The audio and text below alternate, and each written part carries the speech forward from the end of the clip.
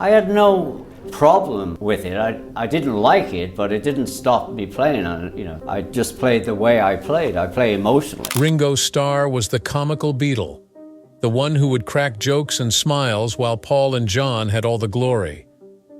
Strangely, he's surprising everyone by revealing something shocking at the age of 84. A father who passed out from excessive drinking, assaulted his wife in a drug-fueled rage, and left his children behind was hiding behind that cheerful front. Worse still, from his clandestine health crisis to the violent episode that compelled him to enter rehab, no one was aware of the two near-fatal incidents. The Ringo narrative that fans never dreamed about is this. Ringo Starr's birthplace was a humble home at 9 Madryn Street in Liverpool's Dingle district, where Richard Starkey was born on July 7, 1940. Elsie Glee Starkey and Richard Starkey Sr. worked tirelessly to support their family. Both of his parents were involved in the baking industry. His dad was a former dock worker, and Mom was a baker. His father's departure from the family in 1943 made an already difficult situation even worse. It was just Ringo's 3rd year. His mom did everything she could to make ends meet. She was a barmaid and a maid in addition to her other jobs. As her kid dealt with one health problem after another, she remained vigilant and protective. Ringo underwent appendix surgery when he was 6 years old. A potentially minor procedure took a turn for the worst when he contracted peritonitis, a life-threatening infection that quickly spread throughout his body. He spent a whole year recuperating at Myrtle Street Children's Hospital after slipping into a coma. Another sickness befell him right when he began to get back on track academically. Tuberculosis, which killed hundreds of people in England annually, struck him when he was 13 years old. A sanatorium was the destination this time, and he stayed there for 2 years. He fell far behind in school since he was bedridden for so long, but he also met someone whose life he would never forget. Medical personnel planned musical performances for the kids to attend in order to pass the time. Ringo began playing the maracas and drums, and soon learned to strike dots of different colors. Even though he didn't realize it yet, this was the start of his devotion to the drums. After he got well, school lost its significance because he had missed so much and was having trouble catching up. He left without any qualifications when he was 15 years old. Straight into the workforce he went, as most working-class youngsters in Liverpool do. Before landing a position as a machinist, he worked his way through a number of professions, including a short term with British Rail. It was consistent, but he didn't care about it. In 1957, Ringo Starr and his neighbor Eddie Miles established the Eddie Clayton Skiffle Ensemble, which marked the beginning of Ringo Starr's musical career. At the time, Scaffy was all over Britain. It was a raw mashup of blues, folk, and jazz performed on basic instruments. Instead of drums and bass guitars, they utilized washboards and tea chests. By tapping a thimble on a washboard, Ringo discovered his own method of maintaining rhythm. Notoriety swiftly accrued to the band when they performed at local venues. Their songs Walking Cane and Rock Island Line helped them become famous in Liverpool. Even more infamous for its association with the Beatles, the Cavern Club was their venue of choice. The venue hosted Ringo's debut performance on July 31, 1957. Nothing was the same after that Christmas. His first drum set was a gift from Ringo's stepfather. Just 3 simple drums, a snare, a bass, and a cymbal were plenty. The addition of a genuine drummer improved the band's sound, which led to increased success. The popularity of skiffles was dwindling despite their achievements. American rock and roll had already taken over by the beginning of 1958. Ringo was left to figure out what to do once the Eddie Clayton Skiffle Ensemble split up. The chance to play drums with Rory Storm and the Hurricanes presented itself in November 1959. Being one of the most professional and polished rock and roll bands from Liverpool, they were among the finest. After joining, Ringo quickly assumed a new persona. Named after the rings he wore constantly and his devotion to country music, he went by the stage name Ringo Starr. In a unique segment dubbed Star Time, Rory Storm invited Ringo to sing on stage at one of their performances. He augmented his already impressive stage presence by performing songs such as Boys by the Charles. The Hurricanes' popularity extended well beyond Liverpool, where they played. They were able to acquire a residence at Butlin's holiday camp in Wales in early 1960, and were making a good £25 per week, which was a substantial amount at that period. As October rolled around, they found themselves performing at the Kaiser Keller Club in Hamburg, Germany. Even though the Beatles were there, the Hurricanes were the most popular band at the time. During that time, Ringo initially crossed paths with Paul McCartney, George Harrison, John Lennon, and Paul. Ringo occasionally stood in for the Beatles' Pete Best on nights when Best was unable to play drums. John, Paul, George, and Lou Walters, the bassist for Rory Storm, recorded Summertime with him on October 15, 1960. The Beatles will never forget the evenings in Hamburg when Ringo played with the individuals who would eventually become his bandmates. Perfectly contrast to Ringo, who stood out with his drumming and whose easygoing attitude blended perfectly with the group, Pete Best had trouble establishing rapport with his fellow musicians. They knew they needed a shift by the middle of 1962. Worse still, Best's cold demeanor and incoherent drumming failed to complement their developing sound. A replacement was chosen for him. John Lennon and Paul McCartney traveled from Liverpool to Pable Healy in search of Ringo on August 15, 1962. When he accepted their offer to join the Beatles, he would have been earning more than £25/week with Rory Storm. Despite his allegiance to the Hurricanes, he eventually gave in because he recognized the Beatles' unique talent. That was his risk. 2 days down the road, on August 16th, Ringo was formally a Beatle, and Pete Best was let go. Hume Hall in Birkenhead was the site of his debut performance with the band on August 18th. In August 1962, the Beatles' drummer Pete Best was replaced by Ringo Starr, and the transfer was far from easy. Infuriated were Pete's devoted fans. Half of the Cavern Club audience publicly rebelled, while in Hume Hall in Birkenhead the crowd yelled "Pete forever, Ringo never" at their first official engagement with Ringo. George Harrison was struck in the eye as a result of the escalating tensions. On the very same day, a bus even ran him over. The Beatles remained steadfast in the face of overwhelming animosity. John joined George and Paul in supporting Ringo's selection because to his exceptional drumming skills. The gang was pleased with Ringo's reliability and expertise when he filled in for Pete before. As time went on, the criticisms subsided as the band's fans started to appreciate Ringo for his contributions. They sounded better because of the swing in his drumming, that carefree quality. Although he lacked showmanship, the Beatles gained self-assurance from his steady performance. Decades later, even Pete Best conceded that the choice was reasonable. It was a watershed moment. The band now had their permanent lineup with Ringo, and their ascent to international stardom became inevitable. Role of Ringo Starr changed during the years of the Beatles. His steady drumming on Rubber Soul, 1965, supported the band's transition to folk rock, and his rhythms on Norwegian Wood harmonized with George's sitar, forging a daring new path in rock music. The next album, Revolver, 1966, showcased Ringo's more avant-garde style of playing. Fans fell in love with him even more after hearing his unique drum pattern on Tomorrow Never Knows and seeing his fun side on Yellow Submarine.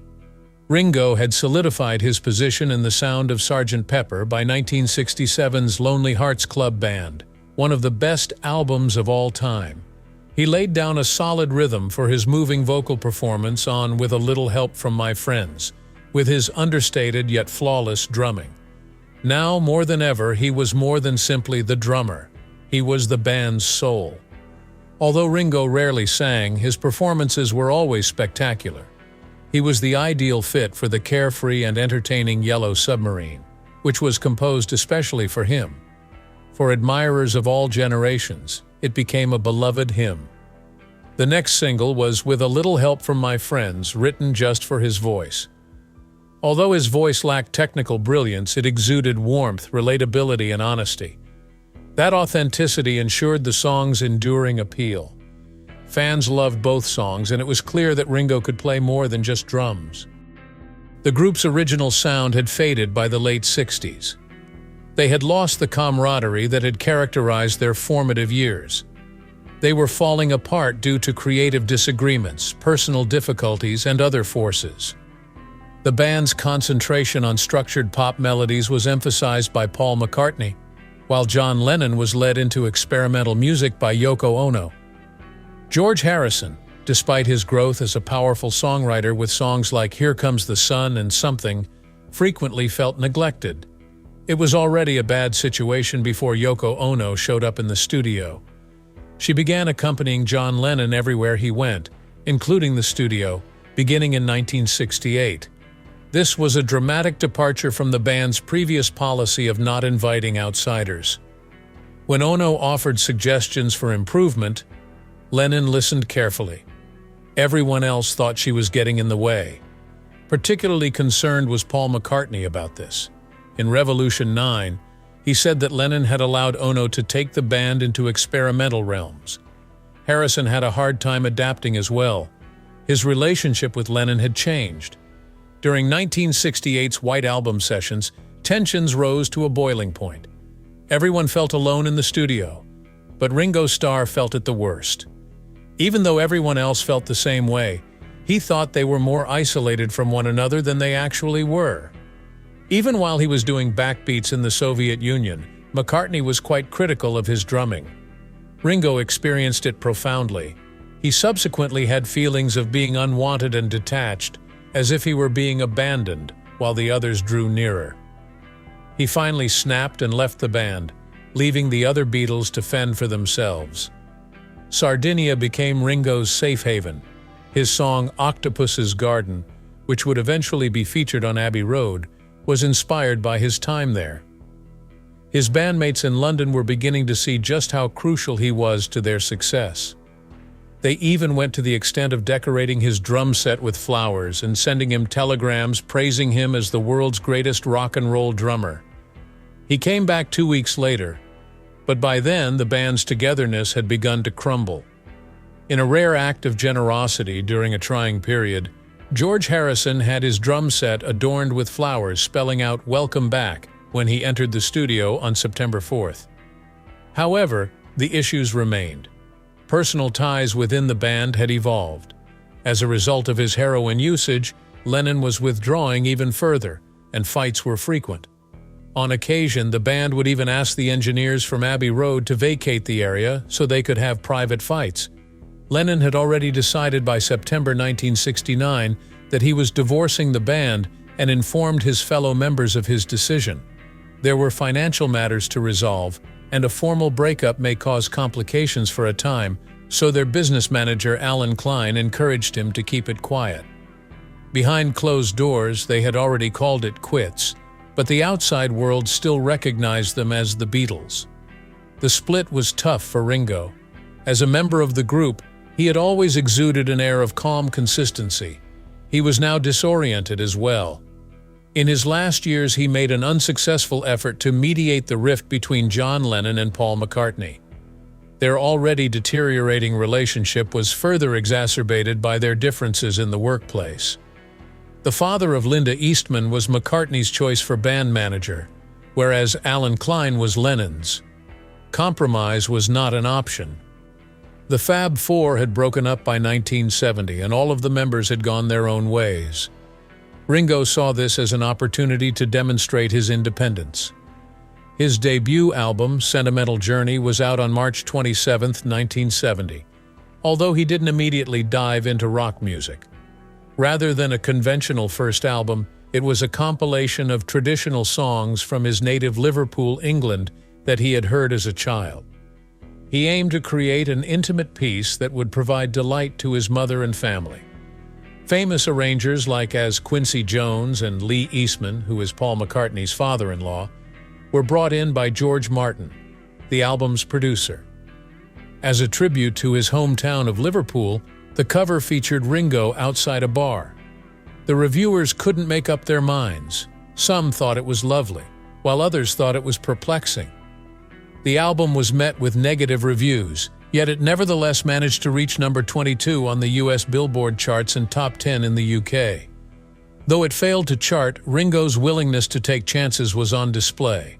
He took an even riskier move in October of 1970 later that year. Bokus of Blues, his second album as a solo artist, was 100% country. It was recorded in just 2 days in Nashville by producer Pete Drake and a group of elite country musicians. Buzz Rabin's title tune was a hit in both the US and Germany. Reviewers lauded Ringo's laid-back performance, and Cashbox hailed it as a top-notch country single. Although the album failed to achieve massive sales, it revealed a different aspect of his personality. Not only was Ringo the drummer for the Beatles, but he was also an artist who dabbled in every genre he liked. With the release of his first big solo song, It Don't Come Easy, in April 1971, Ringo finally broke through. Although Harrison was not formally acknowledged, he co-wrote the song with George Harrison. Perseverance and trust were topics that hit close to home for Ringo in the song's lyrics. There was a professional yet sincere quality to the song since Harrison produced it and added his distinctive slide guitar. It reached number 1 in Canada and peaked at #4 on the Billboard Hot 100 in the US. It was so successful that it even surpassed the singles released by his previous colleagues. Next was Photograph, which was released in October 1973. One of Ringo's most heartfelt songs written by him and Harrison. With its heartfelt lyrics and lush orchestration, the song became a memorable tale of love gone away. The song was a top 10 hit in the UK and topped the charts in the US and Canada. He had another top 10 success that year with You Are 16, a Johnny Burnett cover. After its December 1973 publication, it exploded in popularity by early 1974. Carrie Fisher brought a whimsical element to the music video by playing the role of Ringo's love interest. Ringo Starr was obviously a solo artist at this point. His 1973 solo album Ringo, which was also his most popular, was a major factor in its success. It had the vibe of a Beatles reunion. Paul McCartney co-authored and performed on 6 O'Clock, though he wasn't in the studio at the same time as the others, and John Lennon penned I'm the Greatest specifically for Ringo. George Harrison played guitar on many tracks. Members of Richard Perry's band, as well as Mark Bolan, Billy Preston, and Harry Nilsson, were among the stellar musicians included on the record.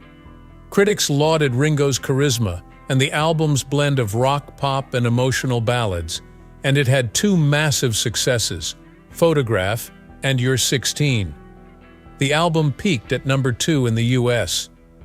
It was a major accomplishment for any member of the Beatles following the band's breakup. Ringo wasn't content to limit himself to music. He also dabbled in acting. The Magic Christian, a 1970 black comedy about corruption and greed adapted from Terry Southern's novel, featured him with Peter Sellers.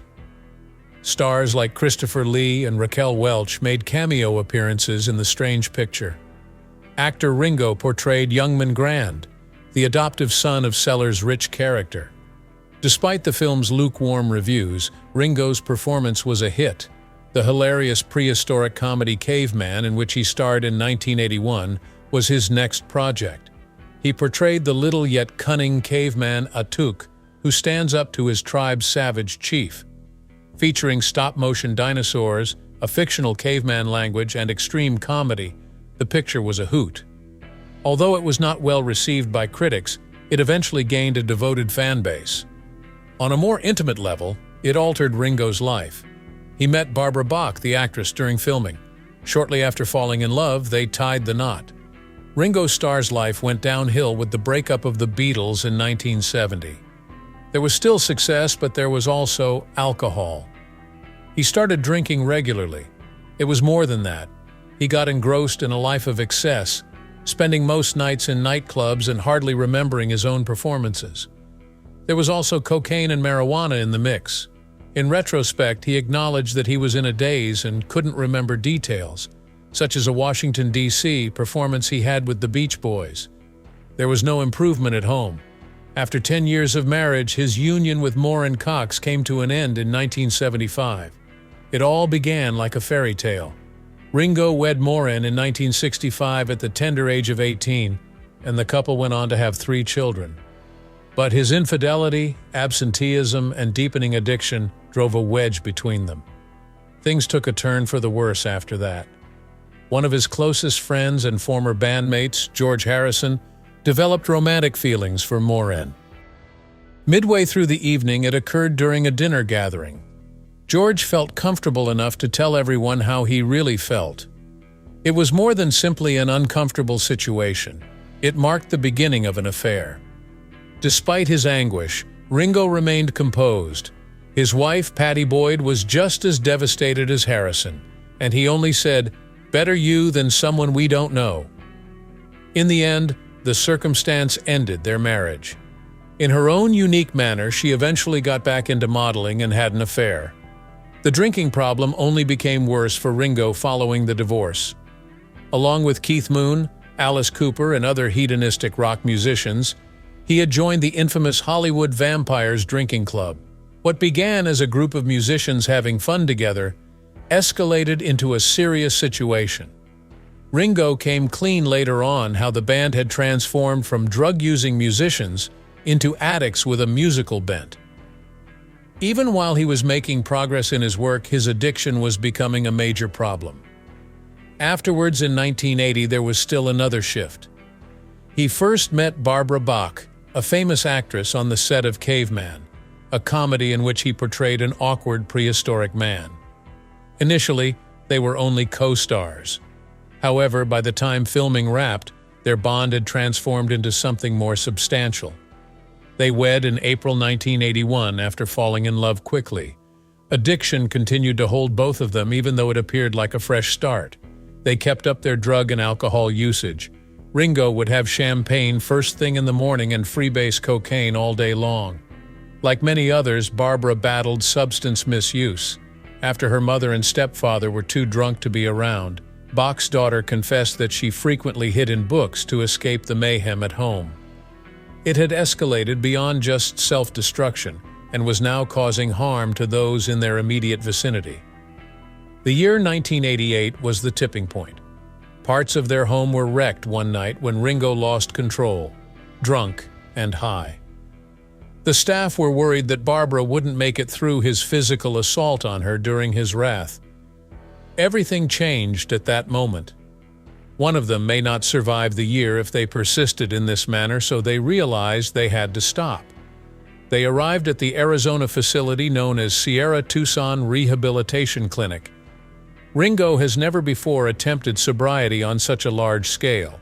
The 6-week regimen was difficult but effective. Sobriety remained a struggle for him, he said later, even after treatment. Sitting on his drum stool after performances, he would clutch the edges to resist the temptation to drink on certain evenings. Still, he dug deep. A daring decision that impacted Ringo's career forever was in 1989. He assembled an unprecedented ensemble, the AllStar Band. David Fishoff, the band's producer, had the brilliant notion of forming a group in which each member would play like a superstar. Joe Walsh of the Eagles, Niels Lofgren of Crazy Horse, Dr. John, Billy Preston, Rick Dano, Levon Helm, and Clarence Clemens of the East Street Band were all iconic performers on the original roster. Classic rock, soul, and pop were all represented in the set lists, as each performer contributed their own classics. The uniqueness of the AllStar Band lay in the fact that its roster would rotate. The performances were always fascinating since different musicians were included on each tour. Artists such as Bachman Turner Overdrive's Randy Bachman, Guess Who's Burton Cummings, and Todd Rundgren eventually became members of the band. Songs from each band member's repertoire were included in the set list, but Ringo's Beatles classics and solo smashes were always there as well. Joe Walsh's Life in the Fast Lane and It Don't Come Easy were both performed by the same artist at the same performance. Thus, each performance seemed like an unforgettable, once-in-a-lifetime opportunity. Not only did the AllStar Band restore Ringo's star power, but it also pioneered a new kind of performance in which musical icons from other groups performed side by side. Audiences all across the globe went wild for it, and the concert soon became a phenomenon. The band's concerts throughout the US, Europe, and Japan were all resounding successes. Ringo made history in 1998 when he performed in Russia as the first Beatle. Various musicians continued the trend as the years passed, including Cream's Jack Bruce, Sheila E., Toto's Steve Lukather, and Men at Work's Colin Hay, among others. With the addition of Average White Band's Hamish Stewart and Aerosmith's Buck Johnson in 2024, the lineup still kept changing. Many locations became regular destinations for the performances due to the unique vibe they offered. One such site was San Diego's Humphreys by the Bay, where the compact ambiance made each performance feel more like a personal encounter than a mere concert. The timeless music of Ringo transformed each concert into a eulogy for love and peace, uniting audiences of all ages in a joyous celebration of the band's legacy. A 3-CD compilation of live recordings from several tours between 1989 and 2000 was published by Ringo Starr and his AllStar Band, the Anthology, in 2001. The album beautifully captured the enchantment of the concerts, featuring Ringo's beloved hits like Photograph and With a Little Help from My Friends. Among the bandmates' contributions were Joe Walsh's Life in the Fast Lane and Billy Preston's Will It Go Round in Circles. Notably, there was a rare recording of Peter Frampton performing Norwegian Wood. Although the anthology failed to achieve commercial success, its true purpose was to pay homage to the music and the friendships that truly set the AllStar Band apart. Despite his live performance prowess, Ringo's drumming was sometimes overlooked throughout his time with the Beatles. Ringo contributed to the development of rock music's signature sound, while Paul McCartney and John Lennon were making names for themselves as songwriters. He gave each song precisely what it required by emphasizing emotion over technicality. While his drumming on Rain was the first to use reverse tape loops, his work on A Day in the Life demonstrated the power of subtle fills to transform a song's atmosphere, and his groove on Come Together became an iconic drum rhythm. His impact became more apparent with the passage of time. Dave Grohl praised his ability to create distinctive rhythms with relatively simple elements, while Phil Collins proclaimed him one of the best drummers of all time. Among drummers, Ringo was one of the few to be elected into the Rock and Roll Hall of Fame in 2015 for his solo work. Despite his reputation as the laid-back Beatle, Ringo Starr has had a troubled life full with scandals and difficulties that few discuss. The people of Ringo's hometown turned against him when he made a remark in January 2008. He was asked whether there was anything he missed about Liverpool when he was on the Jonathan Ross show. He said no without thinking. His timing was absolutely terrible. He had only days before assisted in kicking off Liverpool's festivities as the European capital of culture. Since the city had always welcomed him with open arms, many felt betrayed that he had abandoned them. Angry people weren't confined to the internet or print media.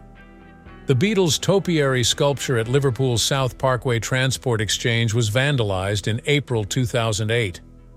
Although all 4 band members were depicted in the sculpture by Italian artist Franco Coville, the figure aimed squarely at Ringo's head. Someone severed his head with a knife and then disappeared with it. Someone had previously attempted to crush Ringo's head, thus this wasn't the first time the sculpture had been vandalized. However, this time they made sure it was completely removed. Still, Ringo did not apologize for his comment, and the animosity only grew as a result of his inaction. The darker aspects of Ringo's personal life have been discussed in addition to his public issues. The strain of celebrity began to wear him down in the late 60s and 70s. He had a hard time controlling his drinking and was absent from his children's life. His first marriage to Maureen Cox ended in 1975. They had 2 children, a son and a daughter, and the eldest was 9 years old. The youngest was 5 years old. Ringo relocated to Los Angeles following the divorce, leaving Maureen to keep their children in the UK. After a long time had passed in the late 1990s, Ringo finally came clean about his most disturbing behavior: the physical violence he inflicted on Barbara Bach, his second wife, while he was drunk and furious. By dawn, he had completely forgotten what had transpired. When that happened, things started to shift. From the moment he and Bach entered into treatment together, he prioritized his sobriety. After betraying his children's confidence, he made an effort to mend their connection. Even the most adored superstars have problems to battle. John Lennon's behavior from the past has been well addressed, but Ringo's admissions have been less so. Ringo has also been in grave danger. A medical emergency that may have killed him occurred in April 1979.